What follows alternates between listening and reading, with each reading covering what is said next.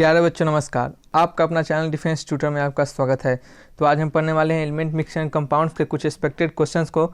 यह क्वेश्चंस का लेक्चर 2 है। तो ठीक है दोस्तों, वीडियो को स्टार्ट करते हैं। उससे पहले आपको बताना चाहते हैं कि आप हमारे चैनल से डिफेंस एग्जाम की तैयारी कर सकते हैं, वो भी फ्री ऑफ कॉस्ट, और शायद यहाँ से तैयारी करने के बाद आपको कोचिंग लेने की जरूरत ना पड़े। तो चलिए वीडियो को स्टार्ट करते हैं। ठीक है दोस्तों, पहला क्वेश्चन आपको स्क्रीन पर दिख रहा हो तो वीडियो देखने से पहले आप वीडियो को पॉज कीजिए और क्वेश्चन को ट्राई करके कमेंट बॉक्स में आंसर जरूर लिखिए।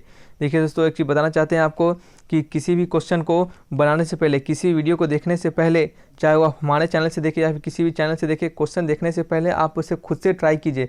तभी आपको पता चलेगा कि आपको जो चैप्टर पढ़े हैं आपको उसमें कितना बेसिक है या फिर कितना सीखे हैं, या फिर हमने जो भी चैप्टर पढ़ाया है इससे पहले एलिमेंट मिक्सचर कंपाउंड को, उसके कंसेप्ट को आप कितना समझे हैं, कितने अच्छे से देख के यहाँ पे आप क्वेश्चन पे अप्लाई कर पा रहे हैं। देखिए बेसिकली क्या होते हैं कि आपको कंसेप्ट समझने के साथ साथ क्वेश्चन बनाना मस्ट जरूरी है, क्योंकि क्वेश्चन बनाना ही मेन आपका काम होता है। क्योंकि देखिए आपको कंपटीशन एग्जाम को देने जा रहे हैं, आप कॉम्पिटिटिव एग्जामिनेशन में क्वेश्चन पूछा जाता है, थ्योरी को किस तरह क्वेश्चन पे अप्लाई करें, बेसिकली वही पूछा जाता है।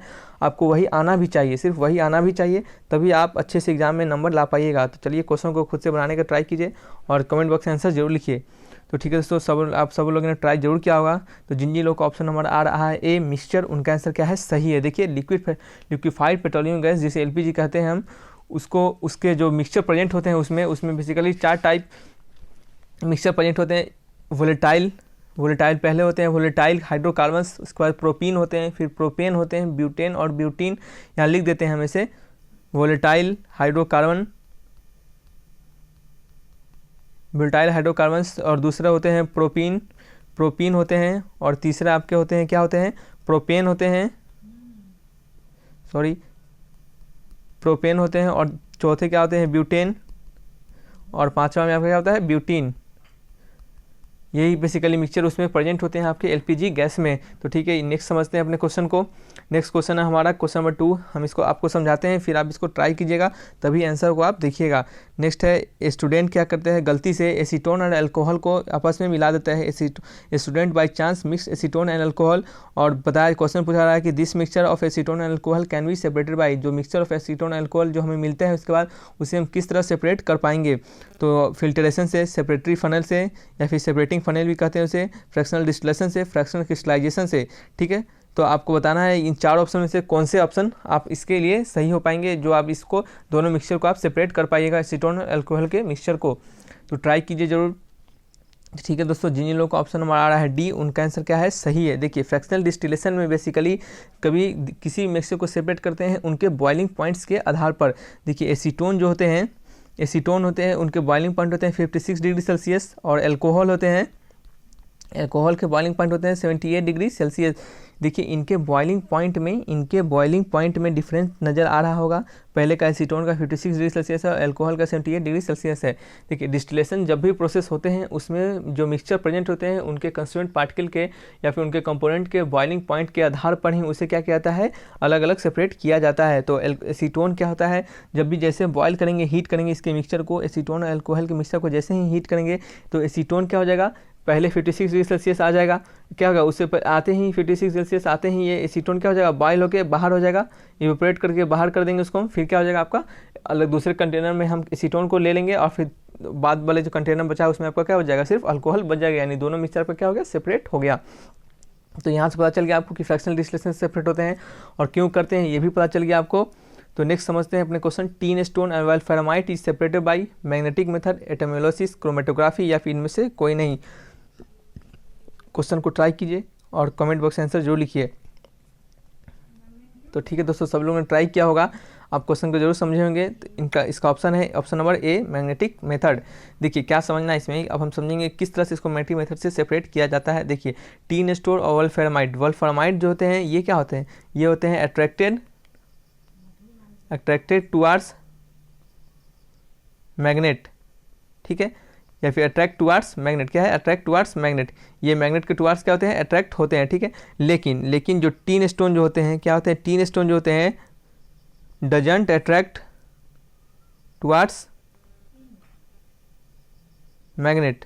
ठीक है, ये क्या होता है, मैग्नेट के टुवार्ड्स अट्रैक्ट नहीं होते। देखिए इनके मैग्नेटिक प्रॉपर्टी के आधार पर एक अट्रैक्ट मैग्नेट के टुवार्ड्स अट्रैक्ट होते हैं, एक मैग्नेट के टुवार्ड्स अट्रैक्ट नहीं होते हैं। तो जैसे हम मैग्नेट ही कोई डालेंगे उसके मिक्सचर में, टीन स्टोन और वोल्फ्रामाइट के मिक्सचर में जैसे ही हम मैग्नेट डालेंगे तो वोल्फ्रामाइट क्या होगा, उस मैग्नेट पे अट्रैक्ट होकर बाहर आ जाएगा और टीन स्टोन उसी कंटेनर में या फिर जहाँ पे रखे हैं उसी मिक्सचर में रह जाएगा। तो आपको पता चल गया यहाँ से दोनों क्या हो जाएगा, आपका सेपरेट, सिंपली सेपरेट हो जाएगा। तो आपको क्या पता चला कि टीन स्टोन और वोल्फ्रामाइट किससे सेपरेट होते हैं, मैग्नेटिक मेथड से। और क्यों होते हैं, क्योंकि वो वोल्फ्रामाइट मैग्नेट के टुवार्ड्स अट्रैक्ट होते हैं और टीन स्टोन मैग्नेट के टुवार्ड्स अट्रैक्ट नहीं होते हैं। ठीक है, नेक्स्ट समझते हैं अपने नेक्स्ट क्वेश्चन को।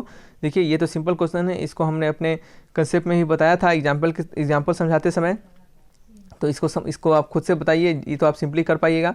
तो ठीक है दोस्तों, जिन लोग का ऑप्शन नंबर बी आ रहा है उनका आंसर क्या है, सही है। देखिए UF235 UF6 और 238 UF6 ये यूरेनियम का कंपाउंड है। किसका कंपाउंड है, यूरेनियम का कंपाउंड है।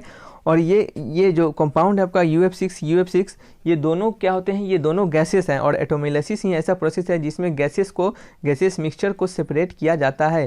किसको सेपरेट किया जाता है, गैसियस मिक्सचर को सेपरेट किया जाता है एटोमिलोसिस में। ठीक, और एटोमिलोसिस में क्या होते हैं कि जो गैसेस मिक्सचर होते हैं उनके डिफ्यूजन के आधार पर, उनके rate of change in diffusion, जो उनके जो डिफ्यूजन के आधार पर जो डिफ्यूजन के रेट अलग अलग होने के कारण उनको क्या कहता है, सेपरेट किया जाता है। देखिए जो उनके मॉलिक्यूलर वेट हैं 235 और 238 दोनों अलग अलग मॉलिक्यूलर वेट है और मॉलिक्यूलर वेट डिफ्यूजन पे डिपेंड करता है। और जो गैसेस जो है ये दोनों गैसेस हैं, ये दोनों क्या है, गैसेस है। और इन दोनों के डिफ्यूजन का रेट अलग अलग है, इसके कारण इसको हम किससे सेपरेट करेंगे, एटोमिलोसिस से सेपरेट करेंगे। ठीक है, तो नेक्स्ट क्वेश्चन हम समझते हैं। नेक्स्ट क्वेश्चन है हमारा कि the boiling point of two miscible liquids X and Y। कहा जा रहा है कि दो मिसिबल लिक्विड, दो घुलनसार या मिलनसार लिक्विड हैं, एक दूसरे में मिल सकते हैं। उसका नाम है लिक्विड X और लिक्विड Y, और उनके जो बॉइलिंग पॉइंट है एकदम काफ़ी क्लोज है, यानी कहने का मतलब बॉइलिंग पॉइंट ऑफ X काफ़ी क्लोज है बॉइलिंग पॉइंट ऑफ Y से। ये वीगल का साइन होता है, ये बताता है कि लगभग आपस में दोनों क्लोज हैं। ठीक है, तो ये आपस में क्या है, दोनों क्लोज हैं। बॉइलिंग पॉइंट ऑफ X और बॉइलिंग पॉइंट ऑफ Y दोनों आपस में क्लोज है। तो आपको बताना है कि इन सबों में से कौन सा मेथड जो है, इन सबों में से कौन सा मेथड इसको सेपरेट करने के लिए काम आएगा। ठीक है, दोनों मिक्सचर X और मिक्सचर Y को, लिक्विड X और लिक्विड Y को सेपरेट करने में काम आएगा। तो आपको अभी ये तो क्वेश्चन समझना चाहिए, क्योंकि अभी तुरंत हम इससे पहले कुछ बताए थे एक पॉइंट आपको। तो ठीक है, तो जिन लोगों का ऑप्शन नंबर डी आ रहा है उनका आंसर क्या है, सही है। देखिए समझते हैं कि डी क्यों आ रहा है इसका आंसर। देखिए आपको पता होना चाहिए कि कभी भी किसी भी लिक्विड के अगर बॉइलिंग पॉइंट सेम हो, डिस्टिलेशन प्रोसेस होने के लिए किसी भी लिक्विड के बॉइलिंग पॉइंट के आधार पे ही उसे क्या किया जाता है, सेपरेट किया जाता है। और डिस्टिलेशन प्रोसेस में बॉइलिंग पॉइंट अगर सेम हो, दोनों मिक्सचर के बॉइलिंग पॉइंट सेम हो, तो कभी वो सेपरेट नहीं हो पाएगा। यानी डिस्टिलेशन में आपको बॉइलिंग पॉइंट का डिफरेंट होना जरूरी है। आपको जब भी डिस्टिलेशन प्रोसेस करना है तो उनके बॉइलिंग पॉइंट में डिफरेंस होना जरूरी है। देखिए यहाँ पे तीनों डिस्टिलेशन प्रोसेस ही हैं, एक सिंपल डिस्टिलेशन, एक वैक्यूम डिस्टिलेशन, एक तीसरा क्या है, स्टीम डिस्टिलेशन। तीनों डिस्टिलेशन प्रोसेस है और डिस्टिलेशन प्रोसेस में बॉइलिंग पॉइंट का होना बेहद ही जरूरी है। या फिर आपको वोलेटाइल और नॉन वोलेटाइल कंपोनेंट का होना बेहद ही जरूरी है। और volatile non volatile component basically boiling point पर ही डिपेंड करते हैं। देखिए अगर कोई ऑब्जेक्ट या फिर कोई वस्तु ज़्यादा वोलेटाइल है यानी जल्दी वोलेटाइल हो जा रहा है, यानी उसका बॉइलिंग पॉइंट कम है। और दूसरा कोई वस्तु क्या होता है, दूसरा कोई सब्सटेंस अगर कम वोलेटाइल है, लेट से वोलेटाइल हो रहा है, तो वो क्या है, उसका बॉइलिंग पॉइंट क्या है, ज़्यादा है दूसरे वाले सब्सटेंस से। तो बेसिकली हम डिस्टिलेशन प्रोसेस को समझते हैं। तो डिस्टिलेशन प्रोसेस जब भी होते हैं तो उनको बॉइलिंग पॉइंट के आधार पर ही होते हैं। और यहाँ पे कहा जा रहा है लिक्विड X और लिक्विड Y का बॉइलिंग पॉइंट लगभग सेम है। यानी कोई डिस्टिलेशन जो प्रोसेस में तीनों जो डिस्टिलेशन प्रोसेस दिए हुए हैं, सिंपल, वैक्यूम और स्टीम, तीनों डिस्टिलेशन में से किसी डिस्टिलेशन प्रोसेस का यूज ही नहीं होगा इनको सेपरेट करने के लिए। इनमें से कोई ऑप्शन सेटिस्फाई नहीं करेगा, इन ऑप्शन नंबर डी आंसर होगा। तो जाहिर है इस क्वेश्चन को हम और अच्छे से समझाएं, आपको जितना हो सके उतना अच्छे से समझाएं। और पिछले वाले क्वेश्चन में आपको समझ में आया होगा। तो ठीक है दोस्तों, अगर वीडियो सीरीज आपको अच्छा लग रहा होगा तो वीडियो को लाइक कीजिएगा, दोस्तों में शेयर करके चैनल को सब्सक्राइब कीजिएगा। और आपको एक और बताना चाहते हैं कि इस टॉपिक खत्म होने के बाद आपको 2-3 लेक्चर में ये क्वेश्चन पूरा खत्म करेंगे और फिर आपको नेक्स्ट चैप्टर पढ़ाएंगे।